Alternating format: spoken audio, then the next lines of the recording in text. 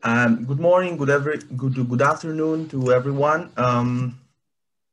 My name is Maciej Sobczyk. I'm a member of Carbon Footprint Foundation, which is working under affiliation of Columbus Energy. And simultaneously, I'm also a PhD student at the Faculty of Geology, Geophysics, and Environmental Protection at AGH University of Science and Technology in Krakow. And today I would like to present you the topic that is connected with biosorbents and the use in industry. And the topic of my presentation would be to present the industrial bio-based materials for a waste-free and sustainable future. What are the environmental problems and research objectives that are connected with the topic that I would like to present today is that of course, today, because of the urbanization, industrialization of the economy, there's a huge threat for almost all environmental components, which is posed by harmful and, in most cases, toxic contaminants, including volatile organic compounds, heavy metal ions, anionic forms of pollutants, and even polycyclic aromatic hydrocarbons. And this is why there's a huge need to find cost-effective methods of removal or neutralization of such threatful chemical components. This is why we seek new materials with specifically desired structural and textural properties in order to environmentally remediate such pollutions. And by doing so, we can, for example, use coal combustion byproducts, simultaneously closing the life cycle of hazardous and mostly landfill wastes. Biopolymeric functionalization of the synthesized materials from fly ash products, we can increase sorption efficiency. We can also increase stability of the material and its selectivity toward different contaminants. On this slide, I would like to present a damming cycle or PDCA approach. If we want to valorize landfill coal combustion byproducts, which are called all byproducts that are formed within the thermal conversion of different solid fuels, whether it's hard coal, lignite, or even biomass. So first, if we plan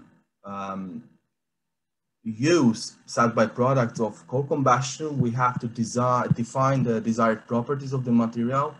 Then we have to plan the transformation procedure. So in which way are we going to convert these materials in order to obtain desired, in that case, molecular sieves, and also try to quantify the amount that can be effectively converted. By doing in PDCA analysis, I mean to convert material to molecular sieves by different chemical and thermal processing, then to functionalize the material. So to add by different means of different chemicals or thermal treatment, calcination, to functionalize materials in order to enhance its properties. And then run, of course, sorption experiments toward various types of waste, contaminants, or pollutants, including those that I mentioned at the beginning of the presentation, including, for example, volatile organic compounds, or heavy metal ions from different mediums, including water and gases environment. By checking the usability of the materials that you are, that could be prepared within doing such a thing, we have to verify the functionality of them. So by doing so, we have to perform advanced physical chemical analysis, including solid state analysis, namely X-ray diffraction, in order to determine the mineral composition or amorphous phases of the materials, then to try to make XRF, so X-ray fluorescence, to chemically determine what are the chemical compounds and of which of them the material is composed of. Then a performance of scanning electron microscopy, or by implementation of even transmission electron microscopy, coupled with some detectors, we can perform microimaging. So detailing check the structure of the material that we can obtain. The surface chemistry can be determined by Fourier transform infrared, just to know exactly what type of functional groups are present, because they mostly determine the surface properties of the material. And for example, by ultraviolet visible, for example, spectroscopy, we can determine the solutions of different contaminants after sorption process. And then finally, we can adjust or act in order to run semi-scale experiments or quarter scale experiments by using more sorbents with properties that were checked within those advanced physical chemical analysis. Then we can, of course, procure industrial partners to run full-scale experiments. Of course, this is fully dependent on the TRL, so technological readiness level of the technology that we have available. But without industrial partners, it would be almost impossible to experimentally or industrially verify the efficiency of the materials, their stability. And the important factor would also be to perform the sorption experiments. So once we sorb some contaminant, then it would be beneficial to perform the sorption experiments to recover the sorbents in order to close the life cycle of the material within the whole value chain, and then convert the product with desired properties to the same process again and again by recovery. What does it mean to synthesize functionalized sorbents? Those who are not familiar with the topic, in general, this is the definition composed by Environmental Protection Agency in United States of America. Those are the materials that aim to remove desired chemical individuums from different mediums, including soil, water, and gases. And by doing so, if we want to synthesize functionalized sorbents, we can, for example, use hazardous fly ash waste. Then by chemical or thermal treatment of such waste, we can obtain molecular sieves of different structures, including zeolites, metal organic frameworks, or mesoporous silica materials by checking the usability of the product. And then, of course, we can add biopolymers to even enhance their efficiency and obtain novel biosorbents materials.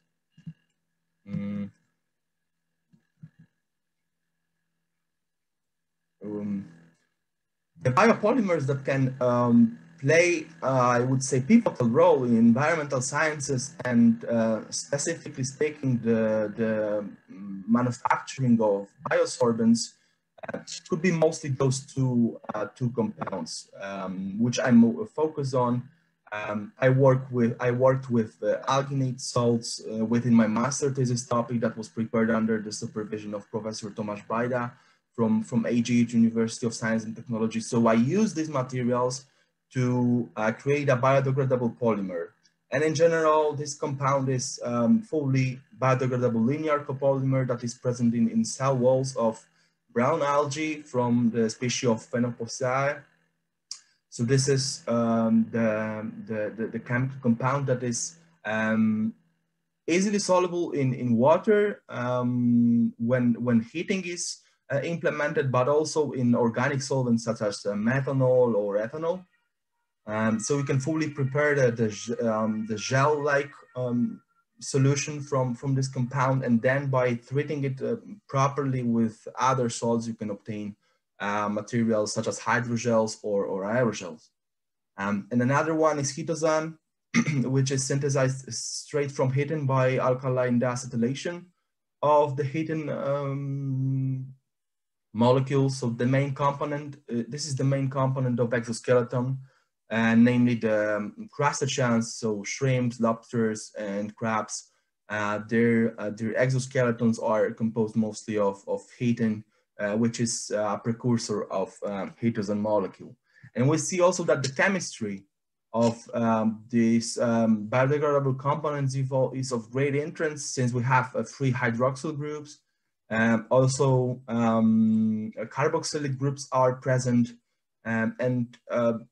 By having this in mind, I will present an outcome of Fourier transform infrared spectra, where we will see that those chemical or functional groups play a key role in synthesizing biosorbents that I'm developing nowadays. What would be the chemical justification for the implementation of biopolymers as sorbents? So they can be a precursors of, as I said, hydrogels or aerogels. And here I'm presenting the SEM EDS microimages from aerogel sample. We see that the structure of aerosol is different when it comes to place that we investigate within the grain of the sample. So in general, I determine three main microstructures of the materials, namely a homogeneous structure, where the surface of the material is plain. There is no there are no alterations in the surface micromorphology. Then there is a leaf-like structure, and the most interesting from the point of view of number of active sites that are available to remove various pollutants. There is also a three-dimensional DNA-like structure. So we have a helix that is three-dimensional, and this is thoroughly beneficial from the point of view of efficiency of such materials in sorption processes. By chemical justification for the use of such materials, we have also FTIR spectra, which I mentioned by describing the aerogel. So the chemistry of the material is, I would say, complex, because we have three functional groups present that may interact with various pollutants, contaminants from gases and waters, which can greatly enhance the sorption properties of such materials. So we have hydroxyl groups determined by stretching vibrations by a band 3460. We have also carbonyl groups determined by stretching vibrations, this peak here, and also carboxylic group, which is present in the sample by asymmetric stretching vibrations for a band equal to 1650 reverse centimeters. To add on it, there is also a great concern concerning the stability of the material in increasing temperature. So if we use biopolymers such as alginate, which may be a precursor for aerogel formation, the material is chemically stable up to 650 degrees, because above this value, the sodium alginate changes into simpler chemical compound, which is called sodium carbonate. And by 750 degrees, this sodium carbonate calcinate, so sodium oxide is present. Here the purple line, the purple curve is the sign from quadrupled mass spectrometer, and we see that within this area, carbon dioxide is released from the sample, which indicates that sodium alginate is thermally stable up to 650, because above this value, its structure simply deteriorates. To summarize, I would present the 4 out of 12 green chemistry principles, which are fully incorporated into the idea of formation of biopolymers from hazardous fly ash waste by adding some biodegradable compounds such as alginate salts or ketosine. First, we can prevent waste. And by doing so, the environmental state would be better because the less waste, the better the environmental composition. We can also design the synthesis in a way that it is less harmful, less hazardous. By using, for example, biodegradable materials that are more stable in terms of chemical stability, but can also easily deteriorate in standard conditions in much less time, which is beneficial from the point of view of their disposal or utilization in natural environment. And by not releasing some harmful substances to surface waters, rivers, lakes, or soil and ground, or even subsurface, so groundwaters. We can also, by implementing such materials, we can increase energy efficiency because most of the synthesis that are aimed to produce sorbents from fly ash and then to use biopolymers to functionalize them is mostly performed on standard temperature and pressure conditions, which means that there is no need to elevate temperature and pressure. There's no need to, for example, use of machines such as granulators to granulate the sorbent. So we have lower electricity and heat consumption. And then we can also analyze in real time to prevent pollution because no matter the type of the pollutant that you will remove, whether those are anionic forms such as, for example, sulfates, anions, phosphate anions, or even chlorine anions, you can also remove heavy metals such as, I don't know, mercury, lead, or cadmium. And by doing so, these compounds are fully incorporated into the mineral lattice of the material that you use as a sorbent, which fully complies with total immobilization of such material.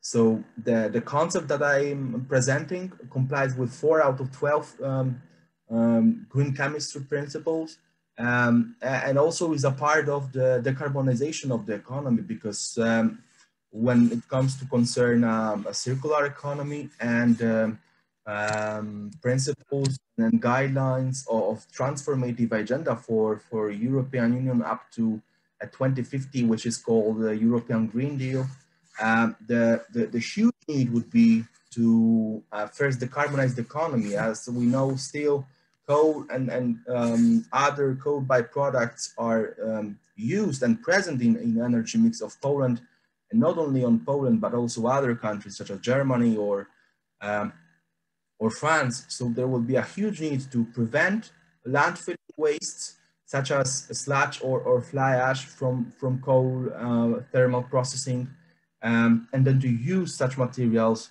and incorporate them as substrate for formation of new sorbents or even biosorbents by adding biopolymeric substances. So this is everything from my side. Thank you very much for your attention. What I would like to add is that you can also stay with us concerning all projects that we are now running within Carbon Footprint Foundation, concerning the calculus machine that aim to determine the carbon footprint of daily actions of people, concerning food, concerning transportation, concerning electricity and heat consumption, but also for office spaces, which is interesting from the point of view of larger companies, where we can certify and determine their carbon footprint when it comes to, for example, the source of electricity, source of heat, printing of documents, sending emails. So we can do such by developed by ourselves within a Carbon Footprint Foundation tool that is specifically aimed to determine such such problems and try to find niches for the development for companies in order to be more environmentally friendly. And on top of that, I would like to add that I'm a part of FANASH consortium because my PhD would be a part of a TeamNet Foundation for Polish Science Program. So we are a consortium of 3 universities in Poland, AGH University of Science and Technology, Lublin University of Technology, and Warsaw University. So we are planning to convert as much flash waste as possible to novel type of sorbents and then enhance their sorption efficiency by functionalizing them. And we are very open to talk to industrial partners, try to, for example, reach them out in order to create a cooperation where we can our materials in industrial scale applications. Thank you very much.